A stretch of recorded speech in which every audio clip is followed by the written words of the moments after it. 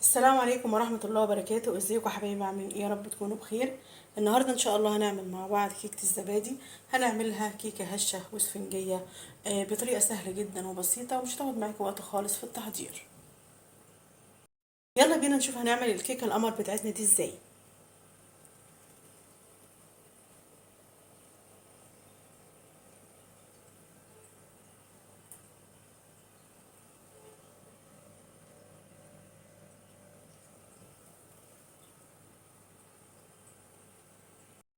يلا نبدأ مع بعض. بسم الله وعلى بركة رسول الله. اللهم صل وسلم وبارك على سيدنا محمد وعلى آله وصحبه وسلم.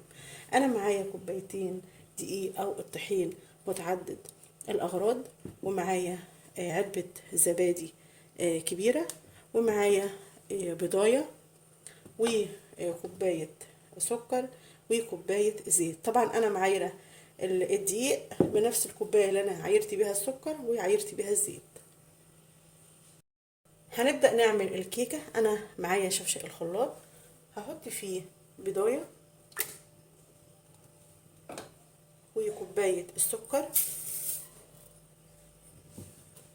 وكوباية الزبادي الكبيرة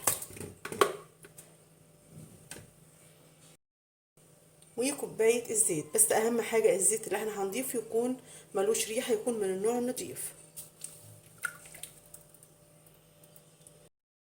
وهضيف فانيليا سايلة، يعني مقدار معلقة صغيرة. عادي ممكن تستبدلي الفانيليا السايلة بالبودر، مفيش اي مشكله، بس بصراحه الفانيليا السائله بتدي للحلويات طعم وريحه في منتهى الجمال.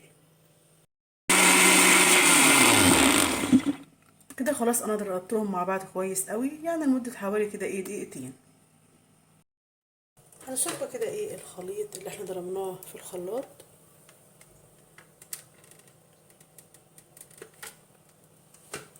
وهضيف عليهم كوبايتين الدقيق او الطحين،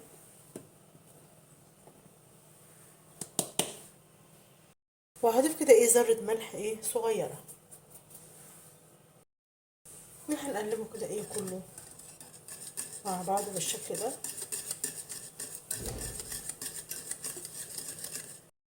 كده خلاص انا قلبت الدقيق مع الخليط اللي احنا ضربناه في الخلاط. هضيف بقى البيكنج باودر. هضيف باكو من البيكنج باودر او معلقه كبيره. نقلب كده البيكنج باودر مع الخليط كده في اتجاه واحد.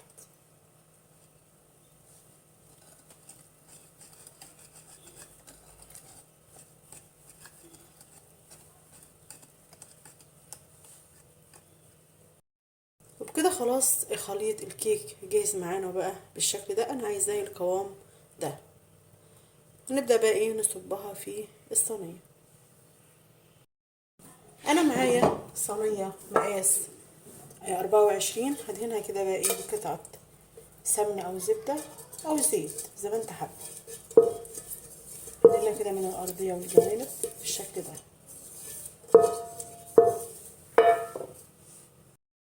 هبدأ كده أصب خليط الكيكة في قلب الصينية.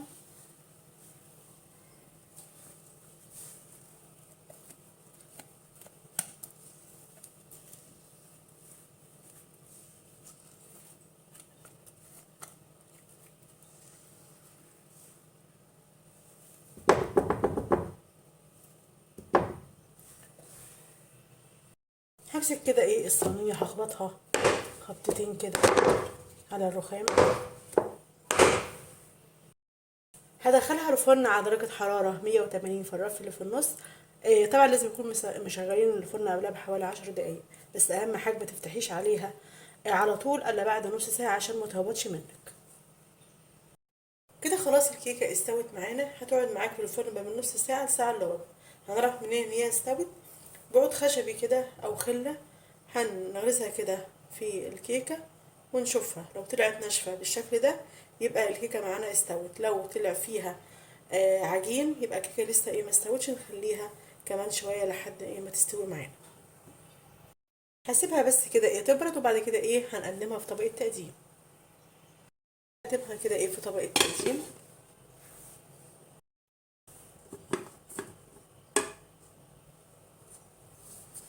ما شاء الله في منتهى الجمال. نقطع كده ايه قطعة ونشوفها.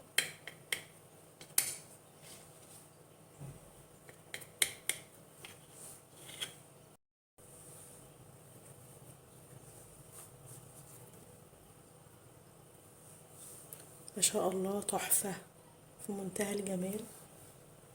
معانا الكيكة هشة واسفنجية بالشكل ده، بصراحة فعلا تحفة.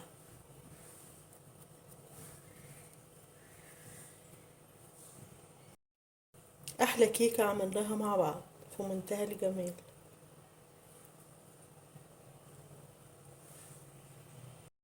جربوها على طريقتي إن شاء الله هتعجبكم. نتقابل إن شاء الله مع فيديو جديد.